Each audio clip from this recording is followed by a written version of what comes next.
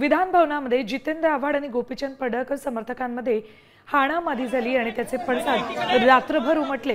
नितीन देशमुखांना पोलिसांनी ताब्यात घेतल्यामुळे आव्हाड आक्रमक झाले होते। त्यांनी मध्यरात्री कार्यकर्त्यांसह विधान भवनाबाहेर आंदोलन केलं। पोलिसांनी त्यांना ताब्यात घेण्याचा प्रयत्न केला। यावेळी त्यांनी पोलिसांची गाडी अडवण्याचा प्रयत्न केला। त्यानंतर आव्हाडाने रात्रभर पोलीस ठाण्यासमोर ठिय्या दिला होता।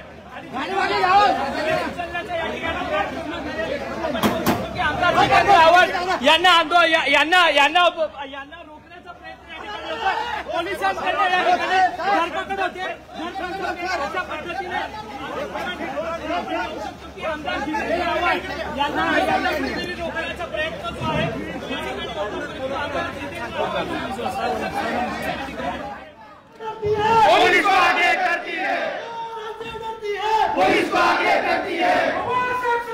हम तुम्हारे साथ हैं। ये सरकार हमसे डरती है। पुलिस को आगे करती है। पुलिस को आगे करती है। सरकार हमसे डरती है। पुलिस को आगे करती है। सरकार हमसे डरती है। पुलिस को आगे करती है।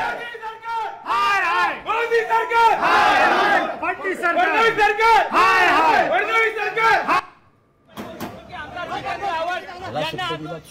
माझ्यावर जयंत पाटील आम्ही दोघं अध्यक्षांकडे गेलो। अध्यक्ष म्हणाले की हाऊस संपेल, आपण सोडून देऊ। ज्या पद्धतीने 500 पोलीस घेऊन आले, अरे काय चालू आहे काय? मकोकाचा आरोपी तुमच्या हातनं पळून जातो, तो आतमध्ये जाऊन मारतो, त्याच्याबरोबर अजून एक खुनातला आरोपी आहे।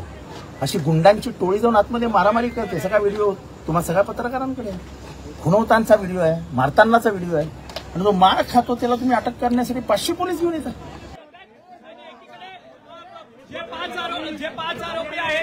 आव्हाड साहेबांना मेसेजेस आलेले आहेत, तुला बघतोच, तुला मर्डरच करतो, तुला मारून टाकतो, आई बहिणीवरून शिव्या दिलेल्या आहेत। त्याबद्दल तुम्ही काय करणार आहात? तर तुमचं पोलीस प्रशासन एवढंच सज्ज असेल तर त्या लोकांना तुम्ही पकडा ना, त्याच्यावर तुम्ही तिथे कारवाई करत नाही।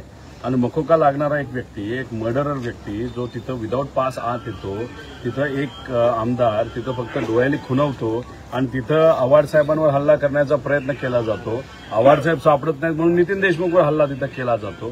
त्यामुळे आम्ही आमच्या नेत्यांबरोबर आहोत, आम्ही आमच्या कार्यकर्त्यांबरोबर आहोत, आणि ही जी मगरुरी नाही आहे सरकारची ती कुठेतरी लोकांसमोर आली व्हायला नक्कीच आम्ही जेव्हा अधिवेशनामध्ये येऊ हा मुद्दा मांडू। तर अत्यंत गंभीर आरोप जितेंद्र आव्हाड आणि आमदार रोहित पवार यांच्याकडूनही करण्यात आलेले आहेत। मकोकातला आणि खुनातला आरोपी विधान भवन परिसरामध्ये येतोच कसा, असा अत्यंत महत्त्वाचा गंभीर सवाल या दोघांनी उपस्थित करण्यात आलेला आहे। विधान भवनामध्ये काल दुपारी झालेली हाणामारी, पण याचे पडसाद संपूर्ण रात्रभर उमटत होते।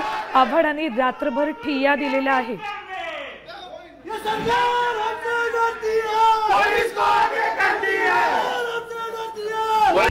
आता isakal.com आहे देशातील नंबर 1 ची मराठी न्यूज वेबसाईट। प्रत्येक अपडेटसाठी isakal.com ला नक्की भेट द्या।